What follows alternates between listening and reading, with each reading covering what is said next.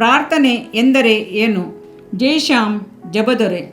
ಕ್ರಿಸ್ತನಲ್ಲಿ ಪ್ರಿಯರಾದ ಸಹೋದರ ಸಹೋದರಿಯರಿಗೆ, ನಿನ್ನೆ ಈ ಹೊತ್ತು ಎಂದೆಂದಿಗೂ ಮಾರ್ಪಡದ ಯೇಸು ಕ್ರಿಸ್ತನ ಪ್ರೀತಿಯುಳ್ಳ ನಾಮದಲ್ಲಿ ನಿಮ್ಮನ್ನು ಆಶೀರ್ವಾದಿಸುತ್ತೇನೆ.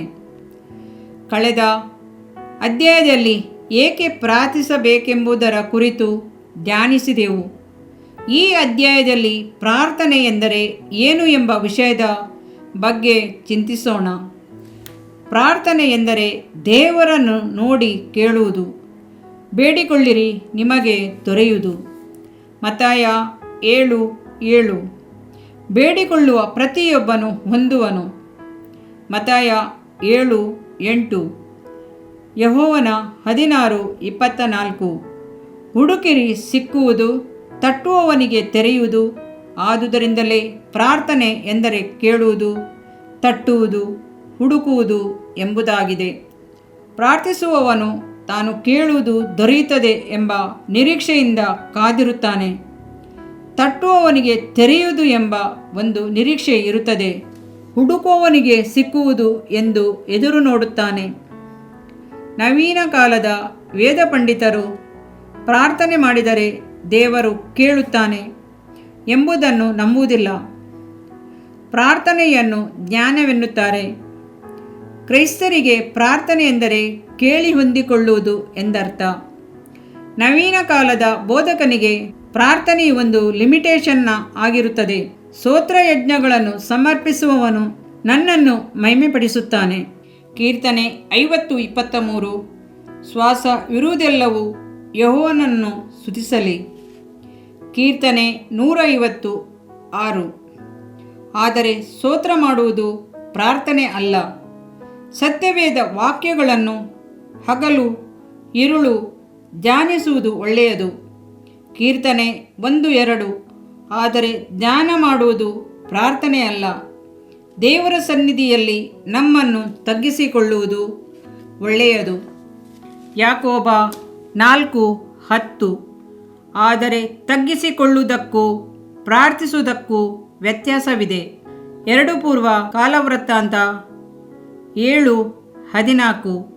ನನ್ನವರೆಂದು ಹೆಸರುಗೊಂಡ ನನ್ನ ಪ್ರಜೆಗಳು ತಮ್ಮನ್ನು ತಗ್ಗಿಸಿಕೊಂಡು ಪ್ರಾರ್ಥನೆ ಮಾಡಿ ನನ್ನ ದರ್ಶನವನ್ನು ಬಯಸಿದರೆ ನಾನು ಅವರ ದೇಶಕ್ಕೆ ಆರೋಗ್ಯವನ್ನು ದಯಪಾಲಿಸುವೆನು ಎಂದು ಬರೆದಿದೆ. ಇಲ್ಲಿ ಪ್ರಾರ್ಥನೆಯು ತಗ್ಗಿಸಿಕೊಳ್ಳುವುದು ವ್ಯತ್ಯಾಸವಾದ ಕಾರ್ಯಗಳೆಂದು ಬರೆದಿದೆ.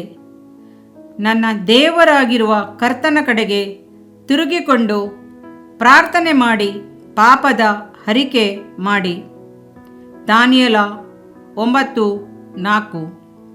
ದಾನಿಯೇಲನು ಮೊದಲು ಪಾಪದ ಹರಿಕೆಗಳನ್ನು ಮಾಡಿ ನಂತರ ಪ್ರಾರ್ಥನೆ ವಿಜ್ಞಾಪನೆಗಳನ್ನು ಸಲ್ಲಿಸುವುದನ್ನು ನೋಡಬಹುದು. ದಾನಿಯೇಲ 9:16-19. ಕೃತಜ್ಞತೆ ಸಲ್ಲಿಸುವುದು ಪ್ರಾರ್ಥನೆ ಅಲ್ಲ. ನೀವು ಯಾವುದಕ್ಕೂ ಚಿಂತೆ ಮಾಡದೆ ನಿಮಗೆ ಬೇಕಾದುದನ್ನು ದೇವರಿಗೆ ತಿಳಿಯಪಡಿಸಿರಿ. ಸತ್ಯವೇದದಲ್ಲಿ ಹೇಳಿರುವಂಥದ್ದು ನಮ್ಮ ಪ್ರೀತಿಯ ರಕ್ಷಕನು ಕಲಿಸಿಕೊಟ್ಟ ಪ್ರಾರ್ಥನೆಯ ತಾತ್ಪರ್ಯವು ಕೇಳುವುದು ಮಾತ್ರವೇ? ಮತ್ತಾಯ 6:9-13. ಪರಲೋಕದಲ್ಲಿರುವ ನಮ್ಮ ತಂದೆಯೇ, ನಿನ್ನ ನಾಮವು ಪರಿಶುದ್ಧವೆಂದು ಎಣಿಸಲ್ಪಡಲಿ. ನಿನ್ನ ರಾಜ್ಯವು ಬರಲಿ. ನಿನ್ನ ಚಿತ್ತವು ಪರಲೋಕದಲ್ಲಿ ನೆರವೇರುವ ಪ್ರಕಾರ ಭೂಲೋಕದಲ್ಲಿಯೂ ನೆರವೇರಲಿ. ನಮ್ಮ ಅನುದಿನದ ಆಹಾರವನ್ನು ಈ ಹೊತ್ತು ದಯಪಾಲಿಸು. ನಮ್ಮ ತಪ್ಪುಗಳನ್ನು ಕ್ಷಮಿಸು. ನಮ್ಮನ್ನು ಶೋಧನೆಯೊಳಗೆ ಸೇರಿಸದೆ ಕೇಡಿನಿಂದ ನಮ್ಮನ್ನು ತಪ್ಪಿಸು. ಮೇಲೆ ಹೇಳಿದ ಕಾರ್ಯಗಳನ್ನು ನೋಡುವುದಾದರೆ ಕರ್ತನ ಪ್ರಾರ್ಥನೆಯ ಒಂದೊಂದು ಭಾಗವು ದೇವರನ್ನು ಕೇಳಿಕೊಳ್ಳುವ ಪ್ರಾರ್ಥನೆ ಎಂದು ತಿಳಿಯಬಹುದು. ದೇವರನ್ನು ನೋಡಿ ಕೇಳುವಾಗ ಉದ್ದೇಶವುಳ್ಳ ಕಾರ್ಯಗಳಿಗಾಗಿಯೇ ಕೇಳಿಕೊಳ್ಳಬೇಕು. ಒಬ್ಬನು ಮಧ್ಯರಾತ್ರಿಯಲ್ಲಿ ಸ್ನೇಹಿತನ ಬಳಿಗೆ ಹೋಗಿ, ಸ್ನೇಹಿತನೇ, ನನಗೆ 3 ರೊಟ್ಟಿಗಳನ್ನು ಕಡವಾಗಿ ಕೊಡು. ನನ್ನ ಸ್ನೇಹಿತರಲ್ಲಿ ಒಬ್ಬನು ಎಲ್ಲಿಗೋ ಪ್ರಯಾಣವಾಗಿ ನನ್ನ ಬಳಿಗೆ ಬಂದಿದ್ದಾನೆ. ಅವನಿಗೆ ಊಟ ಮಾಡಿಸುವುದಕ್ಕೆ ನನ್ನಲ್ಲಿ ಏನೂ ಇಲ್ಲ ಎಂದು ಕೇಳಲು ಆ ಸ್ನೇಹಿತನು ನನಗೆ ತೊಂದರೆ ಕೊಡಬೇಡ, ಈಗ ಬಾಗಿಲು ಹಾಕಿದೆ, ನನ್ನ ಚಿಕ್ಕ ಮಕ್ಕಳು ನನ್ನ ಕೂಡ ಮಲಗಿದ್ದಾರೆ, ನಾನು ಎದ್ದು ನಿನಗೆ ಕೊಡುವುದಕ್ಕಾಗುವುದಿಲ್ಲ ಎಂದು ಒಳಗಿನಿಂದ ಉತ್ತರ ಕೊಟ್ಟರೂ ಕೊಡಬಹುದು. ಆದರೆ ಸ್ನೇಹದ ನಿಮಿತ್ತವಾಗಿ ಎದ್ದು ಕೊಡದೆ ಹೋದರೂ ಅವನ ಕಾಟದ ದೆಸೆಯಿಂದ ಎದ್ದು ಬಂದು ಕೇಳಿದಷ್ಟು ಅವನಿಗೆ ಕೊಡುವನೆಂದು ನಿಮಗೆ ಹೇಳುತ್ತೇನೆ. ಲೂಕ 11:5-8. ಒಂದೇ ಉದ್ದೇಶಕ್ಕಾಗಿ ಕೇಳಿಕೊಳ್ಳಬೇಕು. ಸ್ನೇಹಿತನ ಬಳಿಗೆ ಹೋಗಿ ನನಗೆ ರೊಟ್ಟಿಗಳು ಬೇಕು ಎಂದು ಕೇಳಲಿಲ್ಲ.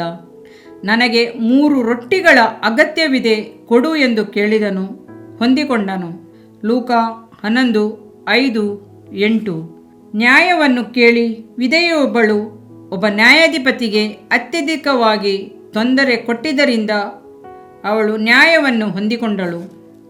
ಲೂಕ 18:2-5. ಒಂದೇ ಉದ್ದೇಶಕ್ಕಾಗಿ ಎಡೆಬಿಡದೆ ವಿಧವೆ ಬೇಡಿಕೊಂಡಿದ್ದರಿಂದ ಹೊಂದಿಕೊಂಡಳು. ಮಗನು ತಂದೆಯ ಬಳಿ ರೊಟ್ಟಿ ಕೇಳಿದರೆ ರೊಟ್ಟಿಯನ್ನೇ ಕೊಡುತ್ತಾನೆ, ಕಲ್ಲನ್ನು ಕೊಡುವುದಿಲ್ಲ. ಮೀನನ್ನು ಕೇಳಿದರೆ ಹಾವನ್ನು ಕೊಡುವುದಿಲ್ಲ, ಮೊಟ್ಟೆ ಕೇಳಿದರೆ ಚೇಳು ಕೊಡುವುದಿಲ್ಲ. ಲೂಕ 11:13. ಆದುದರಿಂದ ಪರಮ ತಂದೆಯಾದ ದೇವರನ್ನು ಏನೇನು ಕೇಳಿಕೊಳ್ಳುವಿರೋ ಅವುಗಳನ್ನು ನಿಶ್ಚಯವಾಗಿ ಕೊಟ್ಟೇ ಕೊಡುತ್ತಾನೆ. ಅಲಂಕರಿಸಲ್ಪಟ್ಟ ಗಾಡಿಯಲ್ಲಿ ಮೆರವಣಿಗೆ ಬರುವಾಗ ಸುಂದರ ದೃಶ್ಯಗಳನ್ನು ನೋಡುವುದು ಪ್ರಾರ್ಥನೆ ಅಲ್ಲ. ಅಂಗಡಿಗೆ ಹೋಗಿ ನಮಗೆ ಬೇಕಾದ ವಸ್ತುಗಳೆಲ್ಲವನ್ನು ಕೊಂಡುಕೊಂಡು ತರುವುದೇ ಪ್ರಾರ್ಥನೆ. ಕೆಲವು ಸಮಯಗಳಲ್ಲಿ ನಮ್ಮ ಪ್ರಾರ್ಥನೆಯು ವಾಕ್ಚಾತುರ್ಯದಿಂದ ಮಾತನಾಡುವ ಮಾತುಗಳ ಹಾಗಿರುತ್ತದೆ. ಅಂಥ ಪ್ರಾರ್ಥನೆಯಲ್ಲಿ ಸ್ತುತಿ ಸ್ತೋತ್ರಗಳೇ ತುಂಬಿರುತ್ತದೆ. ಅದು ನಿಜವಾದ ಪ್ರಾರ್ಥನೆ ಅಲ್ಲ. ಫರಿಸಾಯನಂತೆ ನಿಮ್ಮ ಪ್ರಾರ್ಥನೆ ಇರಬಾರದು. ನಿಮ್ಮ ಪ್ರಾರ್ಥನೆಯು ದೃಢ ಚಿತ್ತದಿಂದ ಕೂಡಿದ್ದಾಗಿರಬೇಕು. ನಿಮಗೆ ಬೇಕಾದುದನ್ನೇ ದೇವರಿಂದ ಕೇಳಿ ಹೊಂದಿಕೊಳ್ಳಬೇಕು. ಬೇಡಿದನ್ನು ಪಡೆಯದೆ ಹೋದರೆ ದೇವರ ಮೇಲೂ ಸತ್ಯವೇದ ವಾಕ್ಯಗಳ ಮೇಲೂ ಸಂಶಯ ಬರುತ್ತದೆ.